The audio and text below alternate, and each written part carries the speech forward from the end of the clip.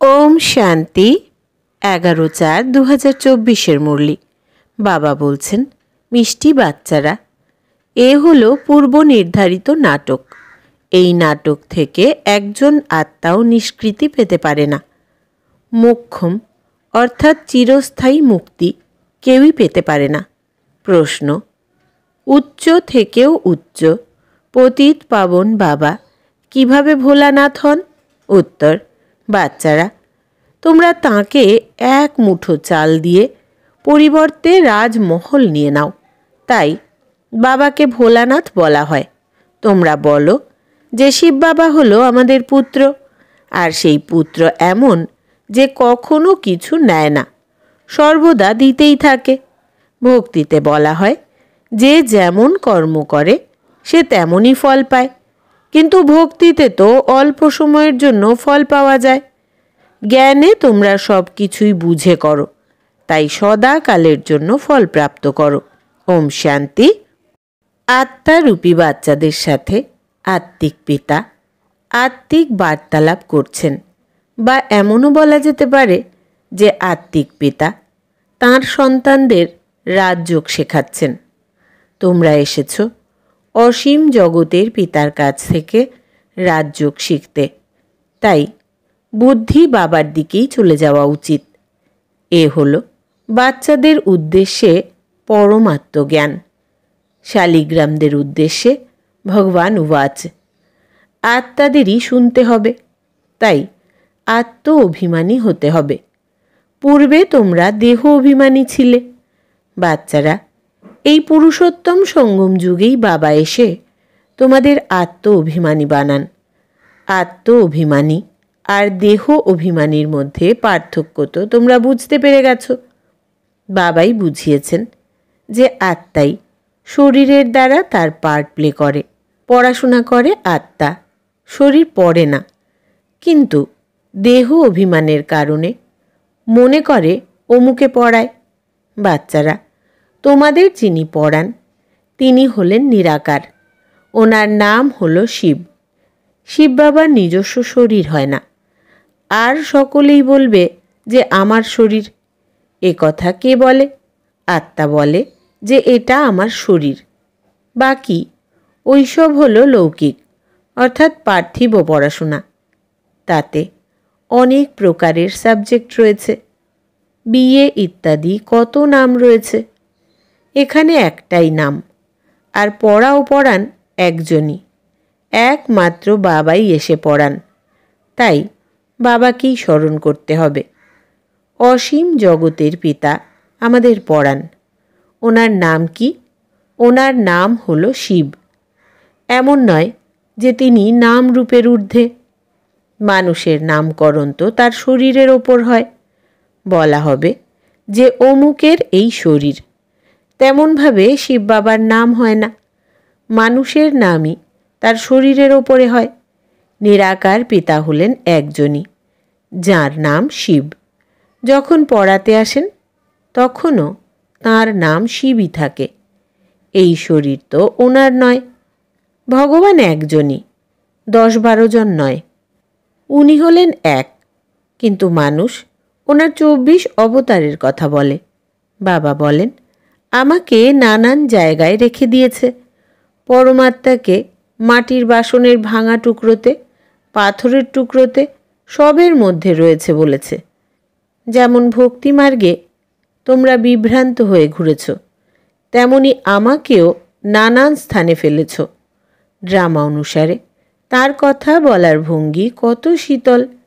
তিনি বোঝান যে তোমরা সকলে আমার কত অপকার করেছ, আমার কত গ্লানি করেছ।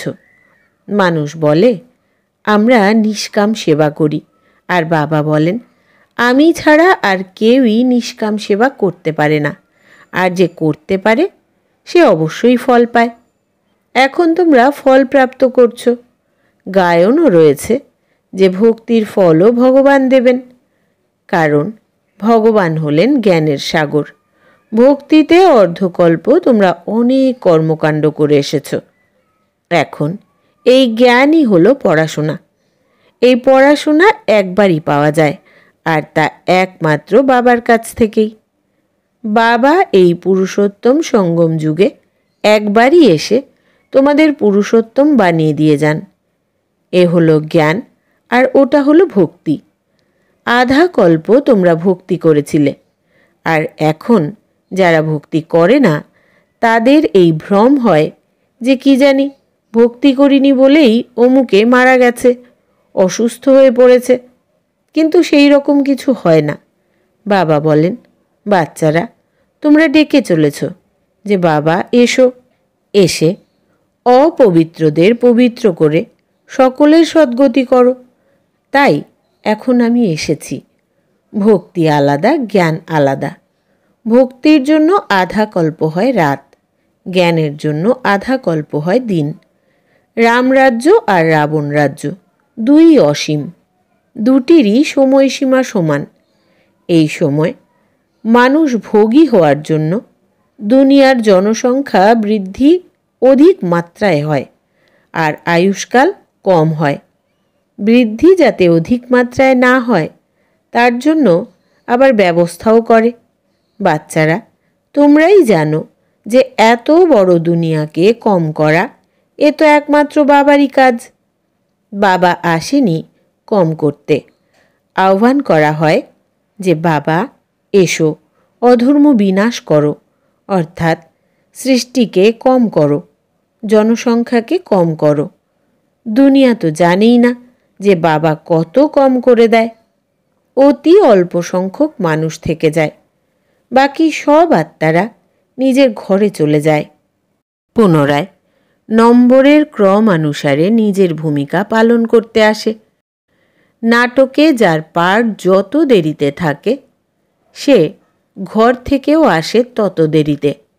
নিজের কাজকর্ম ইত্যাদি সম্পূর্ণ করে পরে আসে।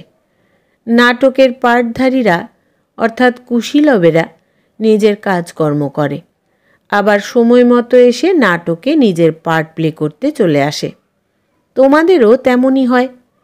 পরে যাদের পার্ট তারা পরে আসে, যাদের প্রথম প্রথম অর্থাৎ শুরুতেই পার্ট রয়েছে তারা সত্যযুগের আদিতেই আসে। দেখো, পরে যারা আসার তারা এখনও এসেই চলেছে। শাখা প্রশাখারা শেষ পর্যন্ত আসতেই থাকে। বাচ্চারা, এই সময়েই তোমাদের জ্ঞানের কথা বোঝানো হয়, আর প্রত্যুষে যখন স্মরণ করতে বসো সেটা হলো ড্রিল। আত্মাকে নিজের পিতাকে তো স্মরণ করতেই হবে। যোগ শব্দটিকে বাদ দাও, এতেই সবাই মুষড়ে পড়ে, বলে যে আমাদের যোগ লাগে না। বাবা বলেন, আরে বাবাকে তোমরা স্মরণ করতে পারো না? এটা কি ভালো কথা? স্মরণ না করলে পবিত্র হবে কিভাবে? বাবাই হলেন পতিত পাবন। বাবা এসে ড্রামার আদি মধ্য অন্তের রহস্য বোঝান। এ হলো ভ্যারাইটি ধর্মের আর ভ্যারাইটি মানুষের বৃক্ষ। সমগ্র সৃষ্টিতে যত মানুষ রয়েছে সবাই হলো পার্টধারী। কত কত মানুষ গণনা করা হয়, 1 বছরে 1 কোটি জন্ম হয়ে যাবে। এত জায়গা কোথায়? তখন বাবা বলেন, আমি যখন আসি তখন লিমিটেড নম্বর করে থাকি। যখন সব আত্মারা উপর থেকে চলে আসে তখন আমাদের ঘর খালি হয়ে যায়। বাকিরাও যারা থাকে তারাও চলে আসে। বৃক্ষ কখনো শুকায় না, এর বৃদ্ধি অব্যাহত থাকে। শেষে যখন কেউ ওখানে থাকবে না তখন সবাই ফিরে যাবে। নতুন দুনিয়ায় মানুষের সংখ্যা কত অল্প মাত্রায় ছিল, এখন কত অধিক সংখ্যক মানুষ। শরীর তো সকলের বদলে যায়, কিন্তু তারাও জন্ম সেখানেই নেবে যেখানে প্রতিকল্পে নেয়। এই ওয়ার্ল্ড ড্রামা কিভাবে চলে বাবা ব্যতীত আর কেউ তা বোঝাতে পারে না। বাচ্চারাও পুরুষার্থের নম্বর অনুসারে বোঝে। অসীম জগতের নাটক কত বড়, এ অনেক বোঝার মতো বিষয়। অসীম জগতের পিতা তো জ্ঞানের সাগর, বাকি আর সব তো হলো লিমিটেড। ওরা কিছু বেদ শাস্ত্র ইত্যাদি লেখে, কিন্তু অনেক তো রচনা করতে পারবে না। তোমরা যদি লিখতে থাকো তবে শুরু থেকে নিয়ে কত লম্বা চওড়া গীতা হয়ে যাবে, আর সব ছাপানো হলে তো একটি বাড়ির থেকেও বড় গীতা তৈরি হয়ে যাবে। তাই মহিমাও করা হয়, সাগরকে কালী বানাও। আবার এও বলা হয় যে পাখিরা সাগরকে গ্রাস করে ফেলেছিল। তোমরাই হলে পাখি, জ্ঞানের সমগ্র সাগরকেই পান করে নিচ্ছ। তোমরা এখন ব্রাহ্মণ হয়েছ, এখন তোমরা জ্ঞান প্রাপ্ত করছ। জ্ঞানের দ্বারা সব কিছু জেনে গেছ। প্রতি কল্পেই তোমরা এখানে পঠন পাঠন করো। তাতে কিছু কম বেশি হয় না। যে যতটা পুরুষার্থ করে তার ততটাই প্রালব্ধ তৈরি হয়। প্রত্যেকেই বুঝতে পারে যে আমরা কতটা পুরুষার্থ করে কীরকম পদ প্রাপ্ত করার উপযুক্ত হয়েছি। স্কুলেও নম্বরের ক্রমানুসারে পরীক্ষায় উত্তীর্ণ হয়। সূর্যবংশীয় চন্দ্রবংশীয় দুইই হয়। যারা উত্তীর্ণ হতে পারে না তারা চন্দ্রবংশীয়। কেউ জানে না যে রামের হাতে বাণ অর্থাৎ তীরধনু কেন দেখানো হয়েছে। মারামারির অর্থাৎ হিংসার এক হিস্ট্রি তৈরি করে দিয়েছে। এই সময়েই মারামারি হয়। তোমরা জানো যে যেমন কর্ম করে সে তেমনই ফল পায়। যেমন কেউ যদি হাসপাতাল বানিয়ে দেয় তাহলে পরজন্মে তার আয়ু বৃদ্ধি পাবে আর সে সুস্বাস্থ্যের অধিকারী হবে। কেউ যদি ধর্মশালা স্কুল তৈরি করে সেও আধা কল্প সুখ পাবে। বাচ্চারা যখন এখানে আসে তখন বাবা জিজ্ঞাসা করেন যে তোমাদের কয়টি সন্তান?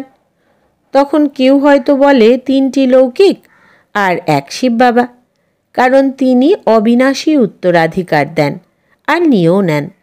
হিসাব রয়েছে। বস্তুত তিনি কিছুই নেন না। তিনি তো দাতা। 1 মুঠো চাল দিয়ে তোমরা মহল নিয়ে নাও। তাই তিনি ভোলানাথ। তিনি হলেন পতিত পাবন জ্ঞানের সাগর। এখন বাবা বলেন, এই যে ভক্তিমার্গের যত শাস্ত্র রয়েছে আমি এর সার বোঝাই। ভক্তির ফল আধা কল্পের জন্য প্রাপ্ত হয়। সন্ন্যাসীরা বলে এই সুখ কাক বিষ্ঠার সমান। তাই তারা ঘর পরিবার ত্যাগ করে জঙ্গলে চলে যায়। তারা বলে এই স্বর্গের সুখ চাই না, যাতে পুনরায় নরকে আসতে হয়। আমাদের মোক্ষ অর্থাৎ চিরস্থায়ী মুক্তি চাই। কিন্তু একথা মনে রাখো যে এ হলো অসীম জগতের নাটক। এই নাটকের থেকে একটি আত্মাও নিষ্কৃতি পেতে পারে না। এ হলো পূর্ব নির্ধারিত। তাই তো বলা হয়ে থাকে যে পূর্বরচিত, সেটাই আবার তৈরি হচ্ছে। কিন্তু ভক্তিমার্গে চিন্তা করতে হয়, যা কিছু পাস করে গেছো সেটা পুনরায় হবে। তোমরা 84 জন্মের চক্রকে পরিক্রমা করো। এই পরিক্রমণ কখনো বন্ধ হয় না। এ হলো পূর্ব নির্ধারিত। এতে তোমরা নিজেদের পুরুষার্থ কিভাবে উড়িয়ে অর্থাৎ বন্ধ দিতে পারো। বললেই তো তোমরা বেরিয়ে যেতে পারো না। মোক্ষ পাওয়া, জ্যোতি মহাজ্যোতিতে বিলীন হয়ে যাওয়া, ব্রহ্মতে লীন হয়ে যাওয়া, এসব একই ব্যাপার। অনেক মত রয়েছে, অনেক ধর্ম রয়েছে। ওরা আবার বলে যে তোমার মতি গতি তুমিই জানো। তোমার শ্রীমত অনুসারে চলেই আমরা সদ্গতি প্রাপ্ত করি, এ কথা একমাত্র তুমিই জানো। আর তুমি যখন আসো তখনই আমরা জানি এবং পবিত্র হই। আমরা ঈশ্বরীয় পাঠ পড়ি আর আমাদের সদ্গতি হয়। যখন সদ্গতি হয়ে যায় তখন কেউ বাবাকে ডাকে না। এই সময়েই সকলের ওপর দুঃখের পাহাড় ভেঙে পড়েছে। ওরা মানে অজ্ঞানীরা তো বিনা কারণে রক্তপাতের খেলা দেখায় আর গোবর্ধন পর্বতও দেখায়। দেখায় যে অঙ্গুলি দিয়ে ছুঁয়ে পর্বত উঠিয়েছে। কিন্তু তোমরাই এর প্রকৃত অর্থ জানো। তোমরা অতি অল্প সংখ্যক বাচ্চারাই এই দুঃখের পাহাড়কে সরিয়ে দাও। দুঃখ সহ্য করো। তোমাদেরই সকলকে বশীকরণ মন্ত্র দিতে হবে। কথিত আছে যে তুলসীদাস চন্দন ঘষে তিলক দেওয়ার জন্য, আর রাজ্য ভাগ্যের তিলক তোমরা প্রাপ্ত করো নিজ নিজ পরিশ্রমের অর্থাৎ পুরুষার্থের দ্বারা। তোমরা এখন রাজ্য প্রাপ্ত করার জন্য পড়ছ। রাজযোগ অর্থাৎ যার দ্বারা রাজ্যভাগ্য প্রাপ্ত হয়, আর তা পড়ান একমাত্র বাবা। তোমরা এখন ঘরে বসে রয়েছ। এ কোনো দরবার নয়। দরবার তাকে বলে যেখানে রাজা মহারাজারা সম্মিলিত হন। এ হলো পাঠশালা। বোঝানোও হয় যে কোনো ব্রাহ্মণই এখানে ভিখারিকে আনতে পারবে না। অপবিত্ররা বায়ুমণ্ডলকে খারাপ করে দেবে, তাই এখানে তাদের আসার অনুমতি নেই। যখন পবিত্র হবে তখন অনুমতি দেওয়া হবে। এখন অবশ্য কিছু মানুষকে অনুমতি দেওয়া হয়। যদি এখান থেকে গিয়েও অপবিত্র রয়ে যায় তাহলে ধারণা হবে না। এ হলো নিজেই নিজেকে অভিশপ্ত করা।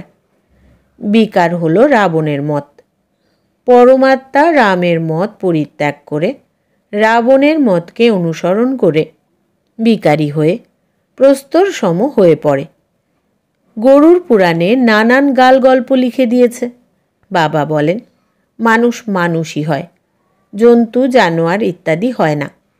পড়াশোনার মধ্যে অন্ধশ্রদ্ধার অর্থাৎ কুসংস্কারের কোনো ব্যাপারই নেই। এ হলো তোমাদের পড়াশোনা। স্টুডেন্টরাই পড়াশোনা করে, পাশ করে, উপার্জন করে। আচ্ছা, মিষ্টি মিষ্টি হারানিধি বাচ্চাদের প্রতি মাতা পিতা বাপদাদার স্মরণের স্নেহসুমন আর সুপ্রভাত। আত্মাদের পিতা তাঁর আত্মারূপী বাচ্চাদেরকে জানাচ্ছেন নমস্কার। আমরা আত্মা সন্তানেরা আমাদের আত্মা পিতাকে জানাই স্মরণের স্নেহসুমন, সুপ্রভাত আর নমস্কার। ধারণার জন্য মুখ্য সার: 1. বশীকরণ মন্ত্র সকলকে দিতে হবে। ঈশ্বরীয় পঠন পাঠনের পরিশ্রমের দ্বারা রাজ্য ভাগ্যের তিলক নিতে হবে। এই দুঃখের পাহাড়কে সরানোর জন্য নিজের অঙ্গুলি অর্থাৎ সহযোগ দিতে হবে। 2. সঙ্গম যুগে পুরুষোত্তম হওয়ার জন্য পুরুষার্থ করতে হবে। বাবাকে স্মরণ করার ড্রিল করতে হবে। এছাড়া শুধু যোগ যোগ বলে মুশড়ে অর্থাৎ বিভ্রান্ত হয়ে পড়বে না। বরদান: সেবাতে আগত বিঘ্নগুলিকে নিজের উন্নতির সিঁড়ি মনে করে এগিয়ে যাওয়া নির্বিঘ্ন সত্যিকারের সেবাধারী ভব। বিস্তার: সেবা হলো ব্রাহ্মণ জীবনকে সদা নির্বিঘ্ন বানানোর সাধনও, আর সেবাতেই বিঘ্নের পেপারও অর্থাৎ পরীক্ষাও বেশি আসে। নির্বিঘ্ন সেবাধারীকে সত্যিকারের সেবাধারী বলা হয়। বিঘ্ন আসা এটাও ড্রামাতে পূর্ব নির্ধারিত আছে, আসবেই আর আসতেও থাকবে। কেননা এই বিঘ্ন বা পেপার অনুভবী বানায়। একে বিঘ্ন না মনে করে অনুভবের উন্নতি হচ্ছে এইভাবে দেখো, তাহলে উন্নতির সিঁড়ি অনুভব হবে আর এগিয়ে যেতে থাকবে। স্লোগান: বিঘ্ন রূপ নয়, বিঘ্ন বিনাশক হও। বিঘ্ন রূপ নয়, বিঘ্ন বিনাশক হও। আচ্ছা, আজকের সমান হচ্ছে আমি সদা নির্বিঘ্ন আত্মা। ওম শান্তি।